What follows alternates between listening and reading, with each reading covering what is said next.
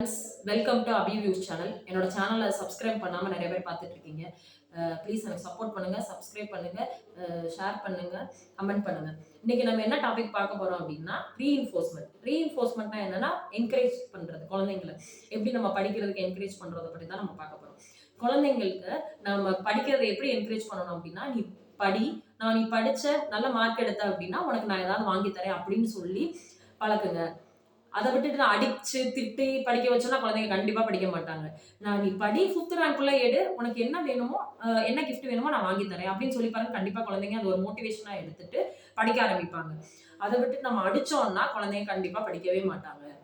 நீ 5th ரேங்க்ல எடு, இல்ல மேக்ஸ்ல சென்டம், உனக்கு என்ன சப்ஜெக்ட் பிடிக்குமோ சென்டம், மேக்ஸா சயின்ஸா சென்டம் எடு, நான் கண்டிப்பா உனக்கு ஏதாவது கிஃப்ட் வாங்கி தரேன் அப்படின்னு நீங்க சொல்லுங்க. கண்டிப்பா குழந்தைங்க படிப்பாங்க.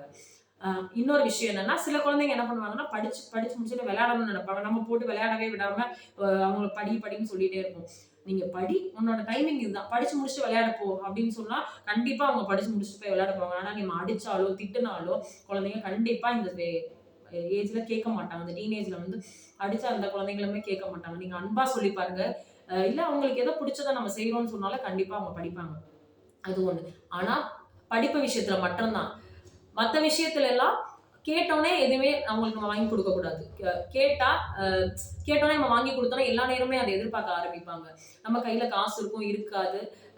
ஸோ அப்ப இல்லாத நேரத்துல நம்மளை கேட்டு ரொம்ப டார்ச்சர் கொடுக்க ஆரம்பிச்சிருவாங்க. நம்ம எப்பயுமே ஒரே மாதிரி கேட்ட உடனே வாங்கி கொடுக்காம டிலே பண்ணி வாங்கி கொடுத்தோம்னா அந்த எக்ஸ்பெக்டேஷன் அவங்களுக்கு இருக்காது. இன்னொன்னு ஃபியூச்சர்ல அவங்களும் கத்துக்குவாங்க. அவங்க கையில எல்லா ஒரு சூழ்நிலையிலும் சர்வே பண்ற அளவுக்கு அவங்க பழகிக்குவாங்க. காசு இல்லைனாலும் இருந்தாலும் எப்படி ஒரே மாதிரியே சர்வே பண்ண பழகிக்குவாங்க. ஸோ அதனாலதான் கேட்டோன்னே வாங்கி கொடுக்க கூடாது குழந்தைங்களுக்குன்னு நம்ம சொல்றது. ரெண்டாவது இன்னொரு விஷயம் என்னன்னா, அவங்க ஒரு பொருள் கேட்டாங்கன்னா அவங்க கையில காசு கொடுத்து தயவு செஞ்சு நீங்க வாங்க சொல்லாதீங்க. எதுனாலும் நீங்க வாங்கி கொடுங்க. ஒரு ஸ்நாக்ஸ்னா மொத்தமா வாங்கி கொடுத்துருங்க. கடையில போய் வாங்கி கொடுத்து கையில காசு கொடுத்து பழக்காதீங்க குழந்தைங்களுக்கு.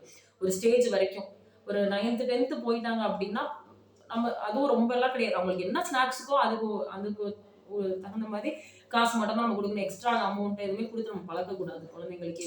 ஒரு சர்டன் ஸ்டேஜ் வரைக்கும் நம்ம கையில தான் வாங்கி கொடுக்கணும் குழந்தைங்களுக்கு.